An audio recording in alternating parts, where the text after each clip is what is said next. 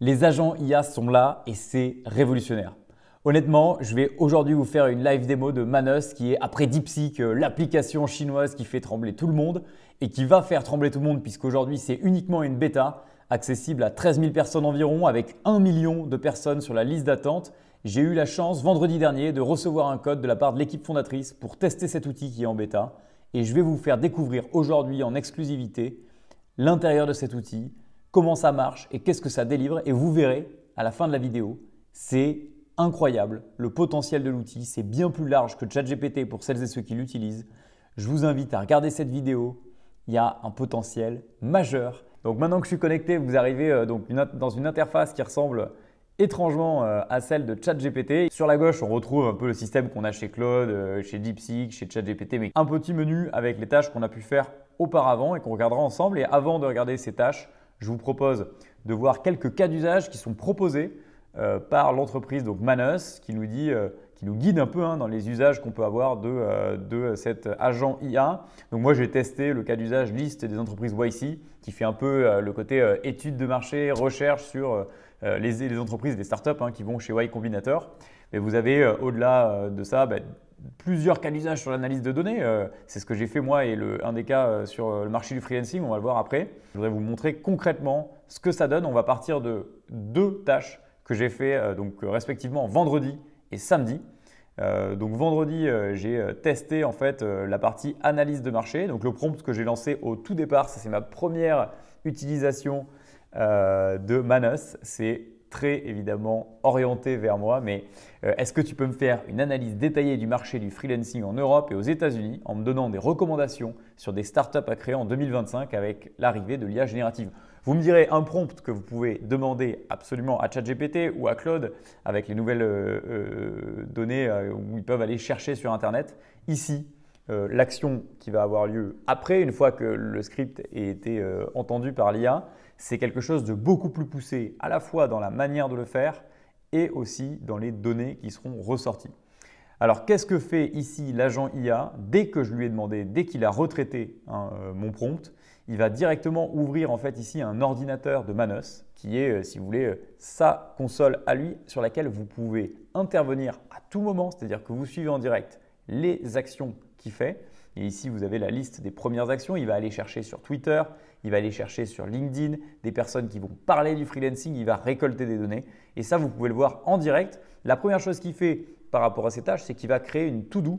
Et cette to-do, il va la remplir, il va cocher les cases au fur et à mesure. Donc, c'est bluffant, absolument. C'est comme si vous aviez vraiment quelqu'un à qui vous donnez un projet dans l'entreprise ou quelqu'un qui vous assiste en tant qu'indépendant.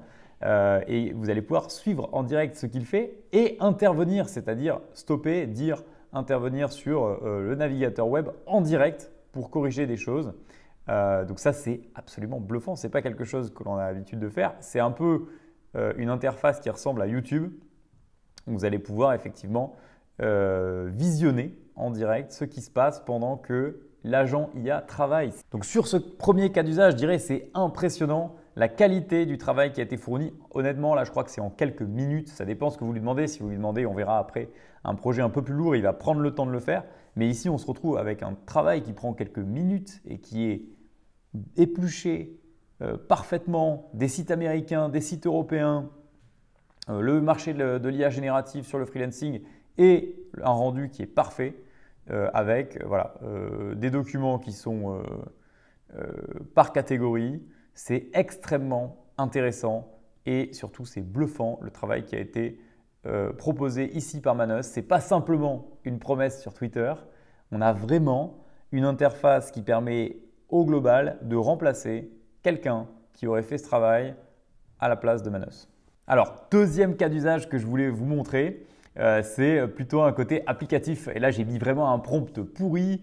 Je me suis vraiment économisé. Crée-moi une application de signature électronique comme DocuSign. Certains qui me connaissent savent que j'étais commercial dans une boîte de signature électronique auparavant. Donc, je voulais voir qu'est-ce qui sortait. Alors, on voit très vite que là, il va enrichir ma pensée pour le coup. Donc, ce côté réflexion est vraiment présent. Il ne bourrine pas à me dire « Ah, je vais créer directement un logiciel, il dit je vais analyser les fonctionnalités nécessaires, donc analyse de marché, côté très product manager, puis développer une solution étape par étape.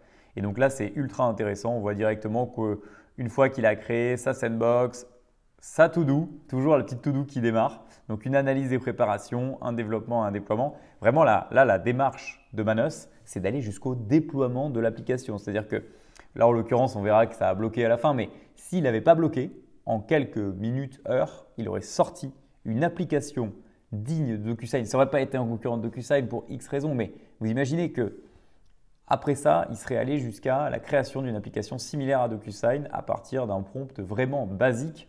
Et la démarche est aussi très intelligente puisque on va screener ici tout le site de DocuSign dans la première étape, faire cette analyse fonctionnelle, créer vraiment un stack technique ensuite en réfléchissant de manière normée. Et une fois que ce stack technique est décidé et consultable, donc là on a vraiment un document avec tout notre stack technique, le front-end sur Next.js, le back-end, l'authentification, la sécurité, le stockage des documents, tout y est. Donc c'est extrêmement intéressant. Peut-être la seule chose en France que je dirais, c'est qu'il n'a pas regardé la régulation. Je vous propose maintenant de réaliser une démo live, en fait, de prompter ensemble sur Manos. Donc c'est parti. Ici, j'ai préparé un prompt beaucoup plus complet que celui du DocuSign et on va voir ce qui se passe. Je ne vous promets pas de pouvoir vous montrer jusqu'à la fin. Si ça prend des heures, c'est possible parce que là, la demande est plus complète et plus complexe. Donc, il peut travailler pendant des heures et il n'y a aucun problème pour moi. Je lui ai dit, je veux construire un produit en ligne modèle SaaS ou membership qui va générer 1 million d'euros par an. Mon public cible est composé d'indépendants, donc freelance, solopreneurs, sur Instagram et LinkedIn qui souhaitent développer et pérenniser leur activité, élargir leur réseau, être compétents sur l'IA générative et trouver de nouvelles opportunités business. Peux-tu me proposer un produit en ligne qui résout un ou plusieurs de leurs problèmes? Ensuite, construis un MVP, un prototype et donne-moi un plan marketing et une roadmap. Donc là, je lui ai donné la totale et je vous propose de regarder en direct ce qui se passe. C'est parti. Bonjour, je comprends que vous souhaitez créer un produit en ligne ciblant les indépendants sur Instagram et LinkedIn avec un objectif de revenu annuel d'1 million d'euros. Je vais vous aider à concevoir ce produit, construire une version initiale de l'application et élaborer un plan marketing ainsi qu'une roadmap. Comme mon prompt était un peu plus complet, la to-do est un petit peu plus complète, effectivement, mais il s'exécute, il démarre sur l'analyse des besoins des indépendants. Donc là, il va screener tout le web, c'est extrêmement intéressant et on peut s'amuser à regarder en direct ce qu'il fait, où il va, on peut aller visiter les pages, voilà, tout est possible en direct et je trouve que c'est super intéressant. Je reviens sur Manos, je pense que le reste ne vous intéresse pas. Ici, le travail va être un peu long, donc je pense que je couperai la vidéo pour vous montrer un peu plus tard ce qui s'est passé. Je reprends juste à cette étape un truc qui a eu lieu. Il a directement appelé les API de LinkedIn et il s'est amusé ici à chercher les gens qui ont dans leur profil les mots-clés freelance, solopreneur, indépendant. Et ici, il va carrément scraper l'ensemble des données chez LinkedIn pour aller chercher de la donnée brute. Mais ici, vous imaginez la richesse des données à laquelle on a accès gratuitement. Là, encore une fois, je suis sur une bêta de Manos, donc avec les défauts que ça comporte, mais c'est gratuit. J'ai dépensé 0 € pour avoir le travail que je suis en train d'avoir en quelques minutes. On parle de quelques minutes. La première étape de son projet est terminée. Il a coché les cases ici de sa to-do. Et donc, qu'est-ce qui va se passer derrière? Il va partir sur la conception du produit SaaS. En fait, ici, il y a une réflexion d'un chef de projet, d'un product manager, enfin de plusieurs métiers, je dirais d'ailleurs, qui se rencontrent dans cet agent IA Manos. C'est plusieurs métiers, c'est transverse, c'est exhaustif. Et franchement, je trouve ça absolument incroyable. J'étais pas prêt à voir.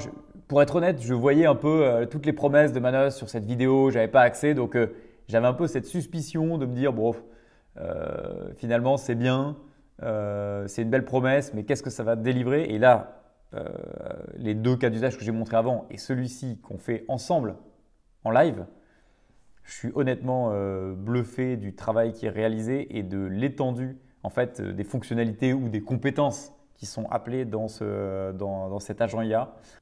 Et ce qui se passe, si on veut vulgariser un peu en ce moment même, c'est que Manos est en train de créer un business pour moi sur la base d'une demande très banale.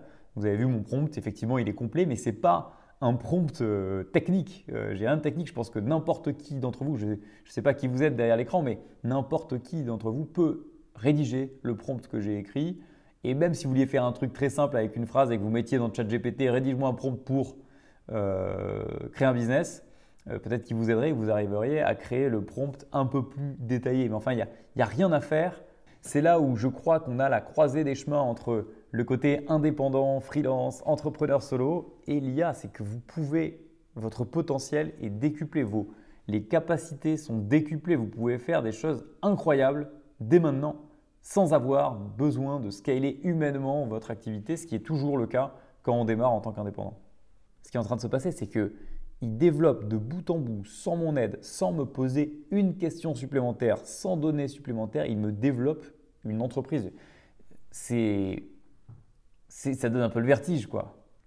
Là, on voit, c'est très intéressant qu'il nous fait un petit résumé. On a une petite étape intermédiaire. J'ai bien avancé sur le développement de la version initiale de Nexus AI. Donc, je vous ai coupé un certain nombre de travail. Back-end complet, structure MVC, modèle de données utilisateurs, contenu, connexion, API RESTful avec authentification. Je ne connais pas tout, hein, je ne suis pas technique, mais voilà. Front-end en cours de développement. De voir que le monde est en train d'évoluer et de créer de nouvelles opportunités géantes pour tout le monde.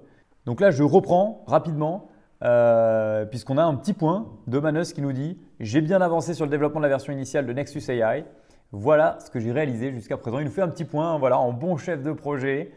Il nous dit « Voilà ce que j'ai fait. J'ai fait un back-end. » Je vous passe les détails techniques, hein, mais il a codé son back-end. Il a codé un front-end, mais il dit « C'est encore en cours, je n'ai pas totalement fini. » Et il me dit « À quoi va servir mon produit ?» Je me demandais quand même depuis le début. Après cette belle analyse fonctionnelle, il nous dit « Voilà, ça va permettre aux indépendants de développer leur réseau professionnel, de créer du contenu optimisé sur LinkedIn avec des lettres de l'IA, d'automatiser des tâches marketing et de suivre leurs performances et gérer leur temps efficacement. » Tout est incroyable. Et donc là, il nous dit je continue le développement d'autres modules, le hub de réseautage, le studio de contenu pour compléter son MVP. Je reprends ici donc après avoir coupé un petit peu puisqu'il est en train de mettre à jour notre to-do. Il a fini le développement du prototype. Ça y est, notre version Nexus AI est prête à être utilisée par les indépendants et solopreneurs pour développer leur présence en ligne et élargir leur réseau professionnel et exploiter l'IA pour optimiser leur activité. Il a créé le futur de patch en direct.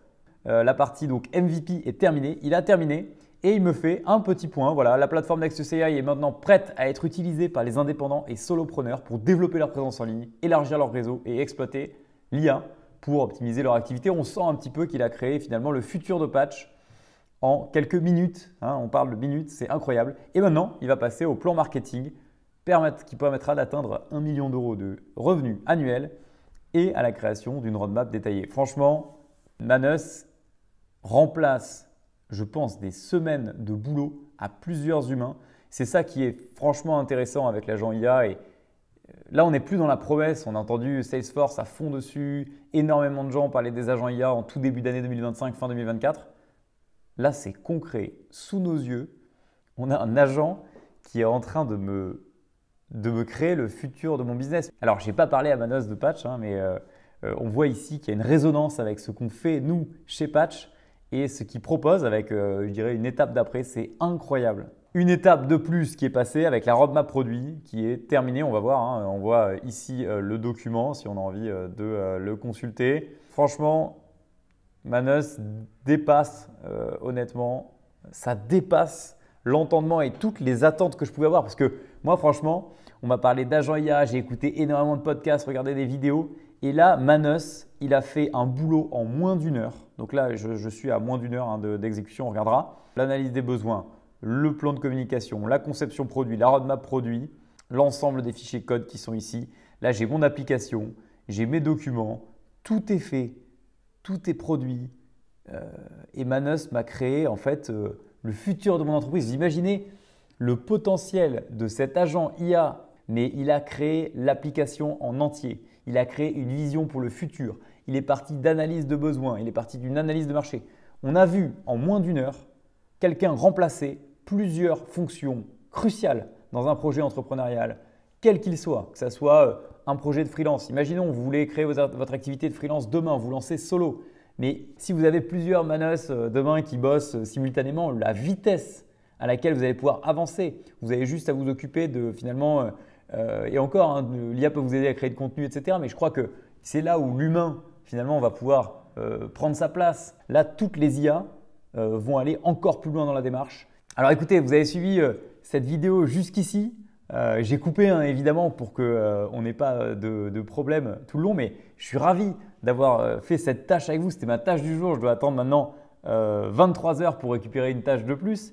Mais il a réalisé en moins d'une heure en fait un projet de bout en bout en prenant plusieurs casquettes en toute autonomie sans jamais me poser de questions. Je ne sais pas si vous voyez ce que ça veut dire, mais ça veut dire qu'il y aura de plus en plus d'indépendants, de personnes qui pourront créer des projets seuls. Ça ne veut pas dire qu'on ne s'entoure pas et c'est ce qu'on prône, mais ça veut dire que le potentiel que vous avez avec cette technologie est majeur et ça doit vous inciter à vous lancer, ça doit vous inciter à vous former, ça doit vous inciter à rencontrer des personnes qui trifouillent comme moi tous ces outils parce que c'est passionnant et parce que le potentiel est énorme et il va y avoir dans les semaines, dans les mois à venir. Vous imaginez, ça a été lancé le 5 mars, ce n'est pas encore public. Là, je vous montre en exclusivité une démo parce que j'ai eu ce code vendredi, mais ça doit me mettre les étoiles dans les yeux, vous devez le voir, mais franchement, c'est quelque chose d'unique, d'historique ce qui est en train de se passer.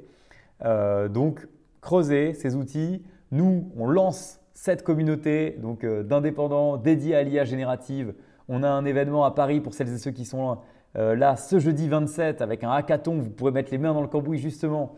Vous pouvez aussi vous inscrire sur la liste d'attente de cette communauté IA sur notre site, sur le site de Patch. Je vous mettrai le lien ici. Mais dans tous les cas, creusez, essayez par vous-même, essayez des outils. C'est incroyable. Merci d'avoir suivi cette vidéo et suivez le podcast qui sort très prochainement. À bientôt.